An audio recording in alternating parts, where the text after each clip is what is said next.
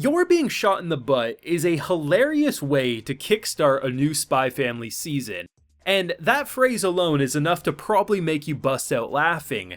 But it doesn't do it justice, because what transpired over the course of a 20-some-odd minute episode was so much better than anything my imagination could have come up with. Because not only does Lloyd just think she's just hormonal, she's freaking out, maybe he's not doing enough, the idea that she has to cover, she can't sip, she can't do anything, and the fact that they build into such a hilarious moment of one of the survivors of her assassination mission poisoning her, and that poison being a painkiller that lets her finally enjoy the day, only for Lloyd the next morning to see her more grumpy than ever. This was the best way to kickstart a new Spy Family episode.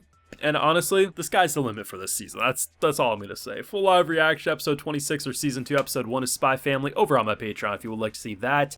This is going to be good. This is going to be real good. I knew I was going to have a blast. It's funny because I literally was saying it before I started watching this episode. I was like, the one thing I really hope to see more of in this season is more of Yor and her assassination. I understood why we didn't have as much as we had with the spy side of things or anything with Bond or Anya, because ultimately she is a mom now, and, you know, killing and all that stuff is probably going to be a little less likely to happen compared to, well, obviously our boy kind of being a spy. But the idea of just immediately kickstarting into it, her killing these fools, smacking them out, I thought what was going to happen was, well, he was pointing a gun at her, she was on the phone, she was going to throw something at the gun and she would prevent it from ever firing. Instead, no, she got shot. And I was like, well, there's no way they're actually going to go the route of she was shot in the ass or something. And oh boy, was she shot in the ass or something. And it was hilarious because the two different reactions. You have a little girl who's like, oh my god, my mom's a badass because she gets shot and doesn't die. And then there's the, what the hell did I do wrong? All I asked was for some milk and eggs and she came home acting like a biatch. Like, what did I do? And our boy just tries to be so nice. Let's go on a date. He comes up with almost 900 possibilities to crack the code. This is guaranteed home run, slam dunk. And it drops to like 80 something as soon as she says, I'm not getting in the limousine. And he's like, oh my god, this girl be cray cray. And it was hilarious. It was fantastic because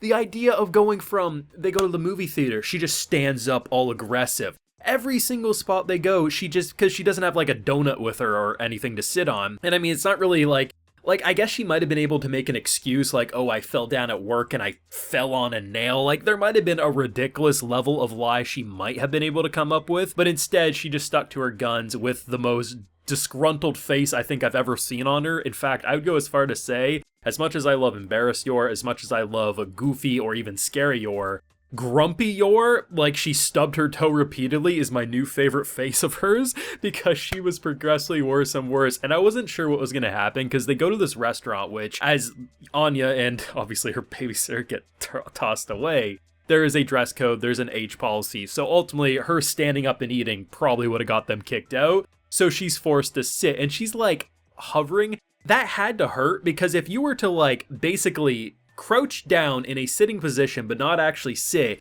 you would be stretching your ass muscle and your thighs. Like, that probably was hurting. But man, I did not expect a survivor. Apparently his girl Catherine was almost about to be a widow or, you know, single again because he was like, I gotta go be a suicide bomber. And I'm like, bro, just stick with Catherine. You don't want to play dirty like this. But honestly, I love the idea that Anya pretty much Home Alones his ass. The first of which with the olive oil in order to like make him do a slip and slide to then opening the door and getting crushed on his head. It was pretty fantastic because, so what they do is they basically bleep out the ingredients for the homemade bomb. Obvious reasons, you don't want people trying this at home. I mean, they already had the warning message about the blowfish or the pufferfish, whatever it was with the poison. But they bleep it out, but Anya, because she can read minds and knew how to make it, and she made a peanut bomb that basically just shakes him down. And I really, really hope we get to see gag moments with him on the street, looking at Anya and Yor just walking and being like, oh my god, that little girl, like, I'm so scared of her. There's just a lot of comedy possibilities with that. But I kind of love the idea that in the background, Anya actually did prevent even more chaos from occurring and actually saved a life at the same time. No matter what though, this was a fantastic return. It was hilarious.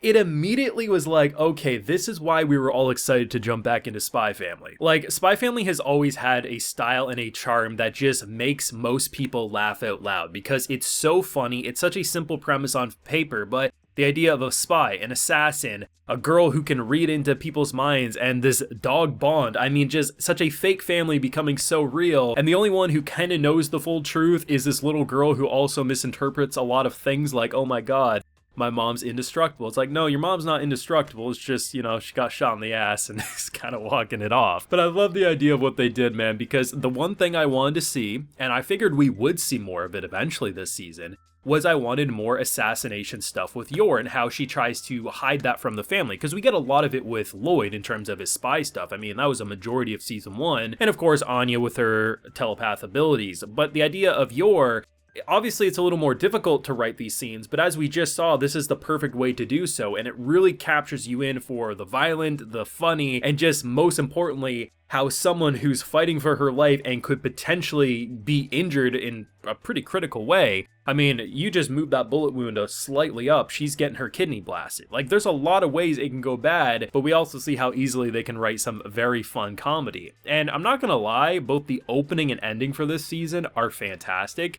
Ending song might be my current favorite ending song of the season. Just so cute. I love the arts and crafts aesthetic. The song's really good, but I think it's mostly the visuals that capture me. They're having like a band jam. Like, it's just so cute and wholesome. But the opening, oh my god, the marching with how they do clown feet is hilarious. I don't know whose idea it was to just have them like marching so silly as their feet gets like literally clown shoe size, but that was so good, so funny. There's some really cute moments, like there's at one point they're pouring tea, but because they're falling, the tea flies upwards and then someone catches it in their cup. Just creative. It's just, that's the best way to sum up the opening and the ending, is it's creative as hell with two very memorable songs. And honestly, I'm here for more Spy Family. I loved it when it was out there. The first 25 episodes, fantastic. I know we're also getting a movie, I think that's coming out pretty soon as well, at least in Japan. I don't know how long it'll take for it to be subtitled and released outside, but either way, Spy Family fans are eating good. There's a lot of Spy Family happening, both adapting the manga, anime original stuff. Just, it's a good time to be back, and this is going to be a fantastic return, because honestly, man, the fact that the first episode is already one of the strongest episodes that I can remember from Spy Family, and this isn't just recency bias, it's just the formula they went for was 10 out of 10. I think this has potential to be the best batch of episodes that Spy Family has had, and if not, we know at Spy Family at its very worst is still absolutely entertaining and smacks down a lot of anime in any given season, but that's just me anyway. Now, of course, those are my feelings. You know, I'll shill Spy Family till the end of days. I absolutely love it, but let me know what you thought down below, because I definitely thought this was one of the funniest episodes of the show, hands down. But let me know what you're feeling down below. Leave a like if you enjoyed, subscribe if you're new around here. Of course, ring that bell so you can get notified when I upload more videos to the channel. And like I mentioned, we have a full live reaction to today's wonderful episode of Spy Family over on my Patreon. And hey, while you're there, you also get a video shout out. So today we have Tamara Burt, Riptide, Valorix, Adam Dundorf, Ian, and Shaisha. So I appreciate the support, everyone. Please take care and have a good one.